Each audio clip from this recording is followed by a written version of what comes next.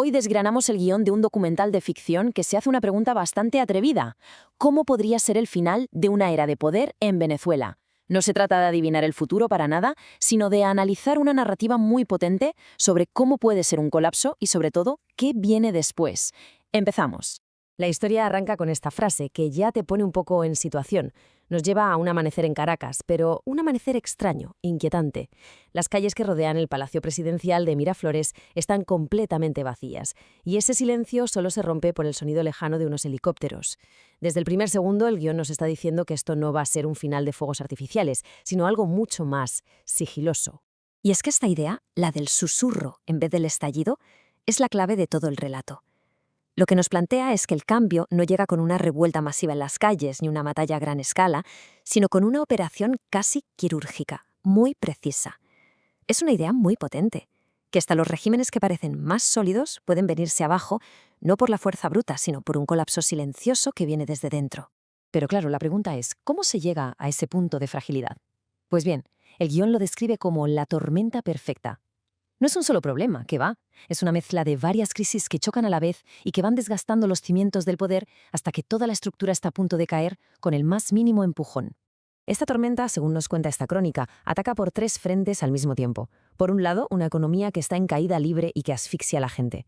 Por otro, un cerco legal internacional que va aislando al régimen. Y finalmente, un detonante muy concreto, muy decisivo, que es como el golpe de gracia.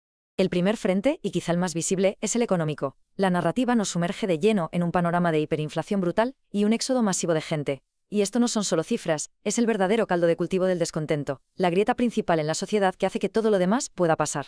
Y mientras la economía se hunde, por otro lado se va tejiendo una especie de telaraña legal.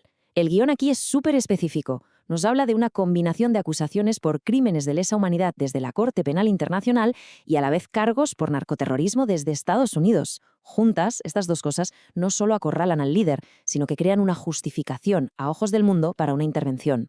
Así que, ¿qué tenemos? Pues vemos cómo se caen a pedazos los 3 pilares del poder. El pilar legal, que da la justificación internacional para actuar. El pilar militar, que se quiebra en el momento en que la cadena de mando deja de obedecer, rompiendo esa famosa unión cívico-militar, esa alianza clave. Y finalmente, el pilar social se desmorona, dejando a toda la sociedad en una encrucijada, entre la esperanza y una incertidumbre tremenda. Y claro, con todo el escenario preparado, llegamos al momento clave, al clímax de esta historia, la llamada Operación Relámpago. El guión insiste mucho en esto. No es una invasión, no es una guerra civil, es un golpe de precisión, pensado para descabezar al régimen sin arrastrar a todo el país a un conflicto enorme. La narración nos mete de lleno en la operación, casi minuto a minuto. A las 3 de la madrugada, las fuerzas especiales aseguran la zona. A las 5:30 entran de forma coordinada, en silencio.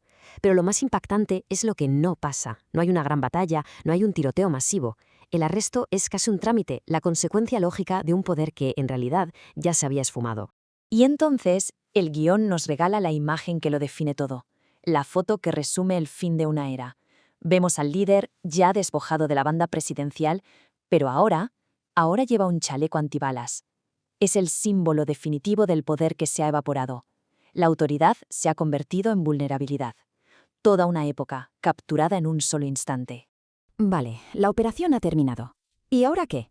El foco de la historia se mueve hacia las consecuencias inmediatas. ¿Cómo reacciona el mundo? Y quizá más importante, ¿cómo reacciona la gente de a pie? El guión explora esta doble cara de la moneda. Es que el contraste es brutal.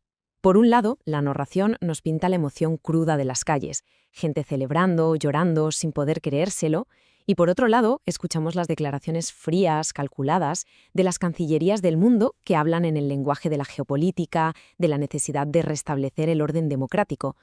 Y como es lógico, el guión nos lanza la pregunta del millón. Ahora que el líder no está, ¿quién manda aquí? Se genera un vacío de poder instantáneo.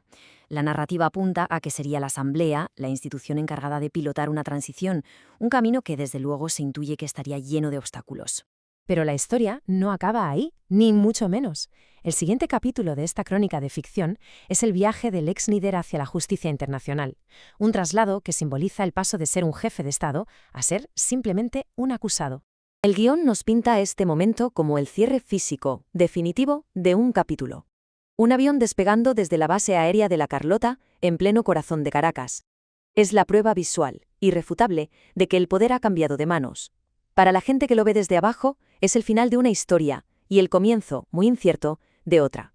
Y esto es importante. La narración insiste en que el juicio en La Haya no iba a ser sobre una sola persona. No, se trataría de poner en el banquillo a todo un sistema, sus estructuras políticas, sus mecanismos económicos, su tejido social. El objetivo real sería juzgar una era completa. Y con esto llegamos a la parte final, al epílogo, porque la historia no termina con la detención. De hecho, el guión defiende que es justo ahí donde empieza lo más difícil de todo, la reconstrucción de una nación que está completamente fracturada. La última imagen que nos deja este relato es, bueno, es muy potente. Ya no vemos políticos ni militares. Lo que vemos son jóvenes pintando un mural con la palabra libertad, con el monte Ávila de fondo como testigo silencioso. Es una imagen de pura esperanza, sí, pero que al mismo tiempo te recuerda la tarea gigantesca que no ha hecho más que empezar. Y aquí está, digamos, la gran conclusión de toda esta crónica. Un evento tan tremendo como este no es el final de nada, es, en realidad, solo el punto de partida. La caída de un líder es únicamente el prólogo. La verdadera historia, la más complicada, es la que empieza justo ahora, la de una reconstrucción que, según esta narrativa, va a llevar generaciones. Y al final, el guión nos deja con esta pregunta abierta, que es muy poderosa y da para pensar. Distingue muy bien entre la llegada de la justicia, que puede ser un hecho puntual, y la construcción de la paz, que es un proceso larguísimo, mucho más complejo y frágil. Una reflexión final sobre los desafíos que cualquier sociedad enfrentaría en un escenario así.